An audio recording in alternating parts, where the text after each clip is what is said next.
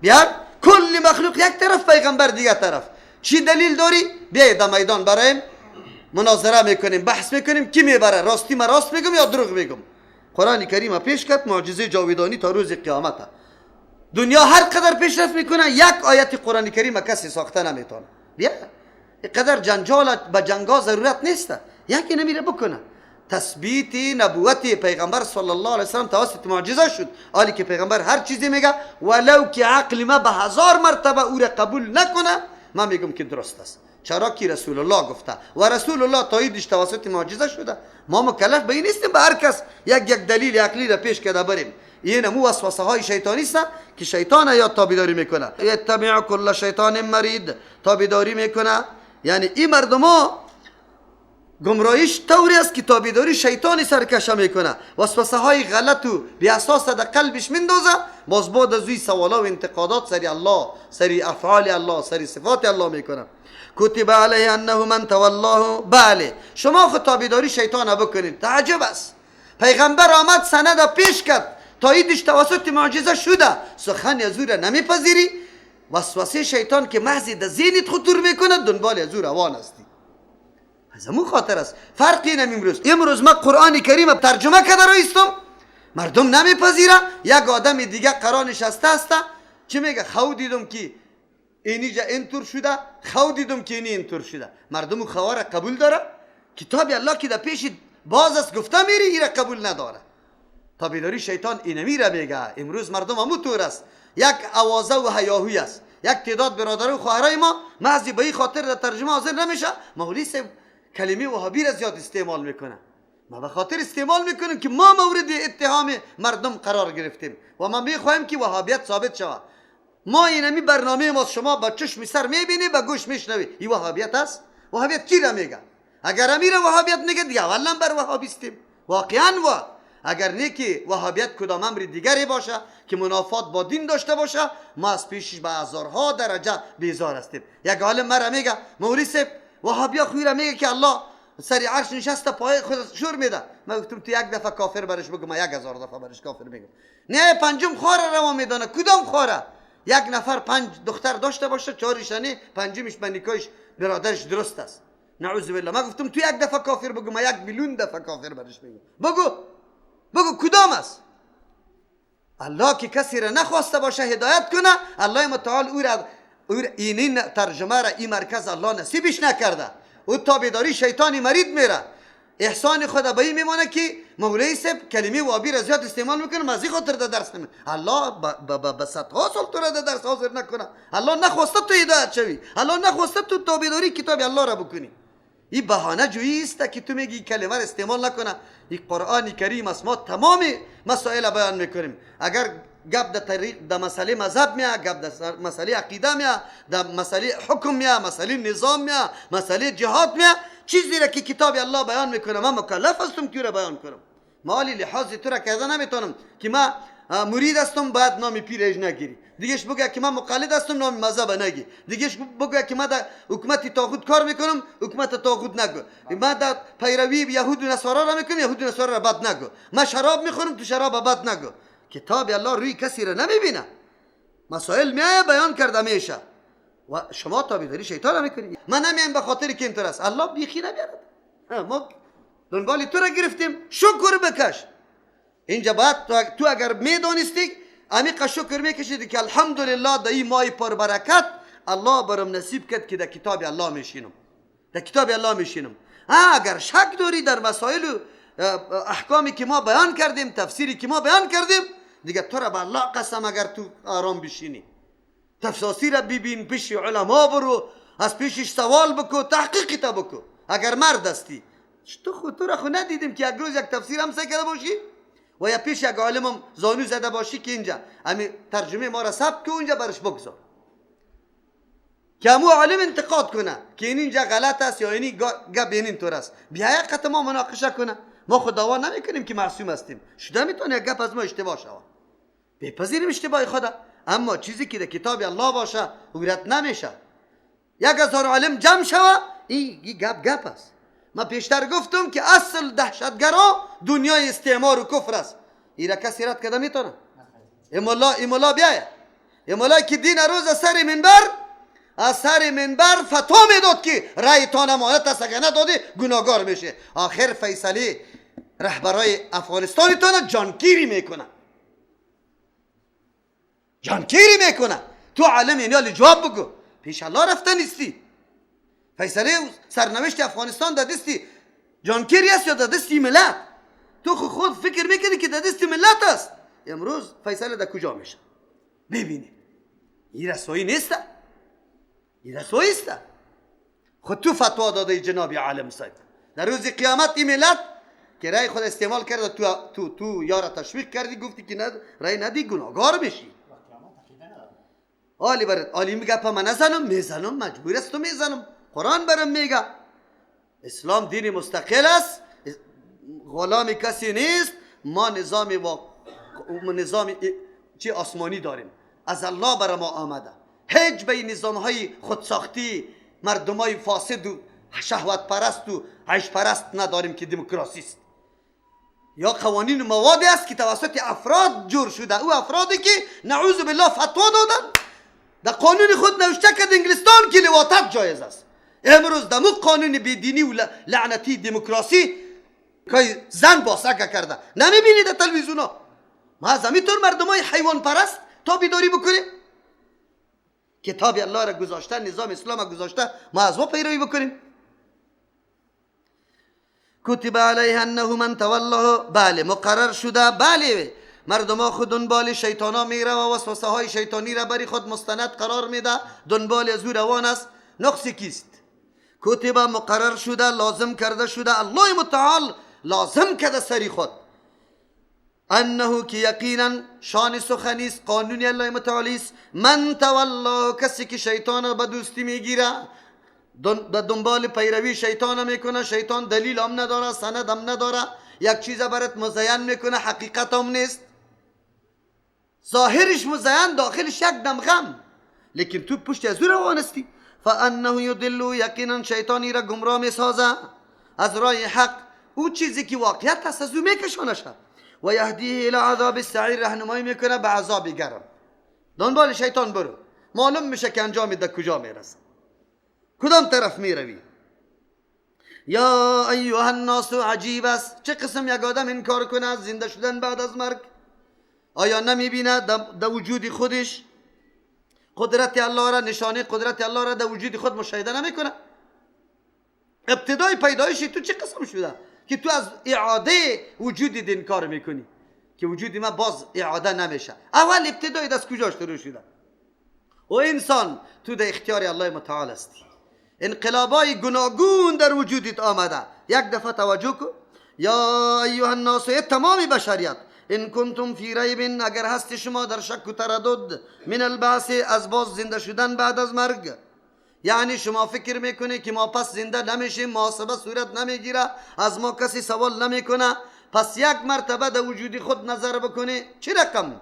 فانا خلقناکم من تراب، یقینا ما شما را پیدا کردیم از زمین خاک، چیز دیگری نبوده. بابایتان آدم علیه السلام از زمین خاک پیدا شده، دفعه اول است، مرحله اول است.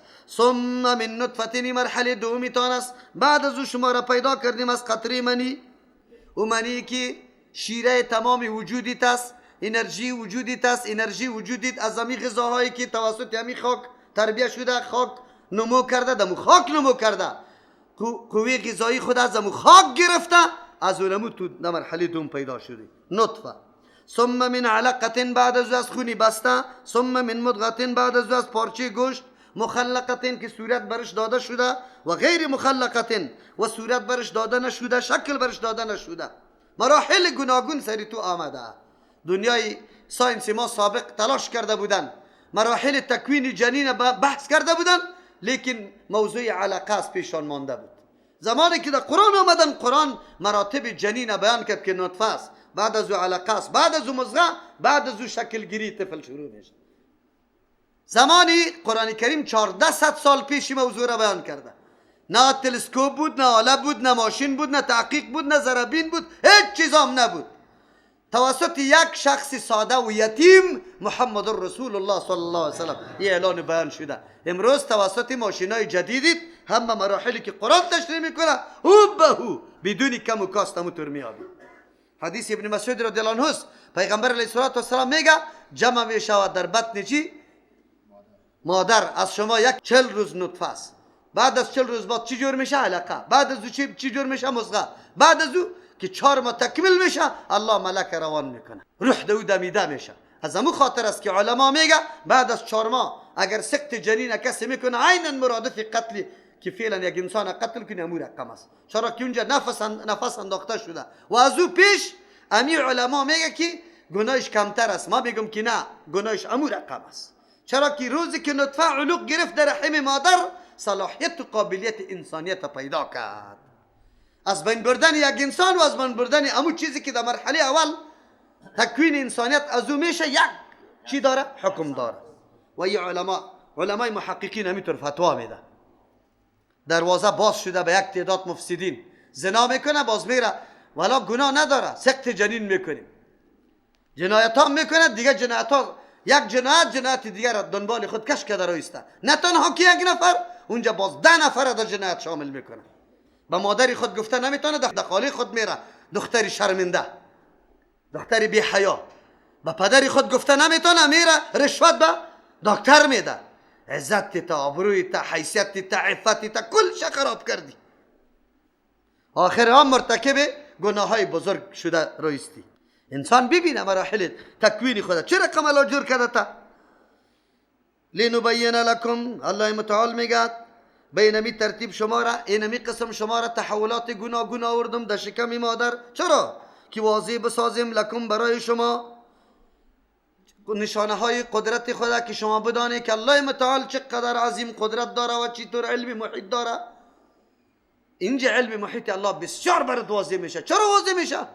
انسان در بین مخلوقات و کائنات یک موجودی بگوی ناشناخته که تحقیق کرده رایستی نمیشناسی کلی واقعیت های انسانه. دیگه چیزا را درختش ریشه کردی، برگش، تنش، کلش، تمامی کوایفش درک کردی توسط ماشینا. خو انسان تالی را تکمیل نکردی.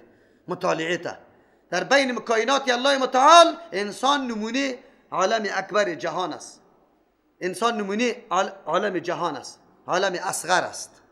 همینطور انسانی که پرپیچ و خیلی زیاد مغلق است که شناخته شود تمام وجودش، همینطور انسان الله در بین تاریکی های سیگانه ساخته. تاریکی های سیگانه، پرده رحم، بطن و مشیمه.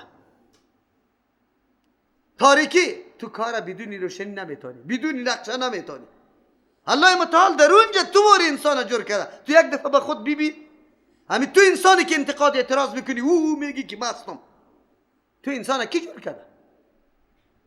چه قسم تو این کار میکنی که نه دوباره ما زنده نشم؟ تو اولی طبیبی راستی تا نبگوی. اگر تأمل به می گپ شوه یک انسان فقط در وجود خود بیاندیشه، باز این کار میکنه که من دوباره زنده نمیشم؟ قطعا نمیکنه.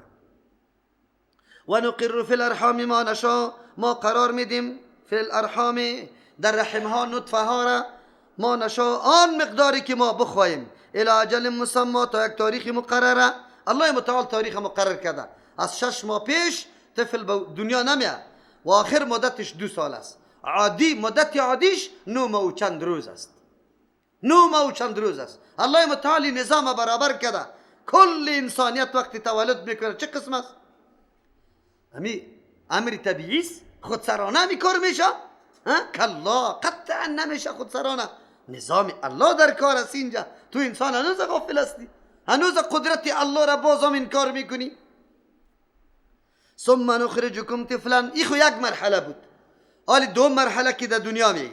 ثم نخرجکم، بعد از ما میکشیم شما را طفلا، طفل استی، طفل ضعیف استی، کمزور استی، علم زیاد نداری، عقل قوی نداری، جسم قوی نداری، بدن قوی نداری، قد و قامت بلند نداری، طفل استی، کودک، در هر طرف دست مندازی، غیر از گریان تمام چیزی خدا مطالبه توسط گریان میکنی. لیکن تو را تربیت میدیم ثم نربیکم، بعد از شما را تربیت میدیم. چرا؟ لتبلغوا اشدکم، که شما برسی دمو کمال رشدتان، در کمال قوتتان. اینجا قوت علمیت، قوت عقلیت، قوت جسمیت مکمل تکامل پیدا میکنه. جوان میشی، حالی که همی میگروی به دروازه را یک دفعه همین طور میزنی قطی بکس، باز یک دفعه خود همین طور میکنی، باز این طور میکنی، آینه را سعی میکنی میگی که مستم. هی دیگه بکس از همون خاطر تعبیر به نوجوان کده رایستی که نوجوان عالم نوجوان، انجینری نوجوان، دکتری نوجوان گفته خدا گفته رایستی. در این مرحله کی رسانده تا؟ کی تربیت کرده تا؟ این نشو و نموی بدن توسط غذاها اسباب ازیره کی پیدا کرده؟ تو مردکه میتونی یک دانه گندم پیدا کنی؟ یک دانه گندم پیدا کن و انسان یک دفعه نظر نمی کنی. لیکن الله متعال بندوبست انتظام جسمی تو را آنقدر کرده، انواع میوه ها و خوراک ها و سبزیجات و دانه ها در خدمت تو قرار داره. کسب میکنی، قوی تسخیر، قوت حکمت هم به تو داده، تو در کار هستی، هر چیز برابر کرده برای خود. هنوزم این قدرت عظیم الله را تو منکر میشی. تو انسان تو نمیبینی تو چی بودی؟ الله متعال چقدر انتظامی تو را کرده. بله، نمیمانی در قوت جوانی که پف و پراق بکنی. اینطور حالت سرت بیایه که حافظیت از بین بره، عقلت از بین بره، پیشابت گرفته نتانی، دستت اینی طور لرزه کده، پیاله را در دست گرفته نتانی. این حالت می و انسان این تحولات گوناگون باید تو را بیدار بسازه، تو را هوشیار بسازه که وجودی ما در اختیار خودم نیست، هستی دیگری است که مرا وجود داده، مرا به این مراحل کشانده. الله میگه و منکم من یتوفی، بعضی از شما کسی است که وفات کرده میشه قبل از اینکه جوانی برسه. و منکم، بعضی از شما من کسی است یردو که باز گردانده میشه الی ارذل العمر، و ذلیل ترین عمرها. عمر ذلیل اونموست که تو در اختیار خود نباشی، پیشاب در اختیار خودت نیست، پیشاب در اختیار خودت نیست.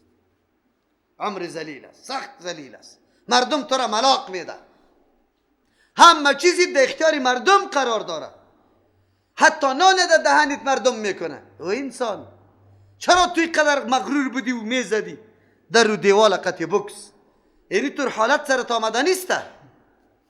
این تحولا میایه، این جوانی نمیمانه. این حالت از او خاطر فرصت است. الله متعال برای تو فرصت داده.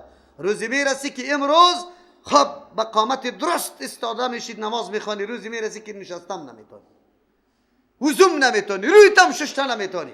و انسان از این فرصت ها باید کار بگیری، از این فرصت ها کار بگیری. در حدیث پیغمبر علیه السلام میفرما کسی در صحت، در حالت فراغت خود یک عبادت الله را انجام میده و بعد از این آدم مریض میشه یا حالتش تبدیل میشه، آلی امو عبادت خود کرده نمیتونه، الله متعال مکمل امو عبادت برش نوشته میکنه. لیکن تو جوان کل عمرت در شراب نوشی، قماربازی، لهو و لعب، عیش و عشرت، موسیقی و ساز تیر کردی، او پیری که سرت آمد باز عبادت الله را خود به وجه درستش نتونستی. اگر قیام میکردی قیام نمیتونستی، وضوی درست نمیتونستی، مسجد رفته نمیتونستی، جماعت کرده نمیتونستی، در بدر شدی. انسان است که تمام عمر خود در لهو و لعب تیر کرده. الله یقینا که قسم درست خورده، والعصر ان الانسان لفی خسر، انسان در تاوان است. این مراحل تیر میشه در حالت جوانی، نه مرا در مسجد چی، مرا در نماز چی، مرا در دین چیسته، همینطور تیر کرده ای. روزی میایه ارذل عمر رد میشه. مفسرین نوشته میکنه الله متعال علمای قرآن و حدیثه در این حالت نمیرسانه. الله همینطور عزت میده. دمو حالت مردم است که 10 نفر برش موظف است خدمتش کرده رئیس.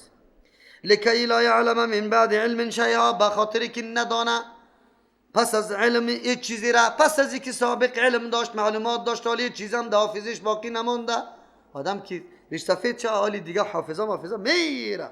از همون خاطر محدثین کرام سماع حدیث فلانی شاگرد از فلانی عالم این حدیث بعد از اختلاط شنیده، در ذهنش اختلاط پیدا شده بود، سنش بالا رفته بود، از اون خاطر حدیث شنیده ضعیف است.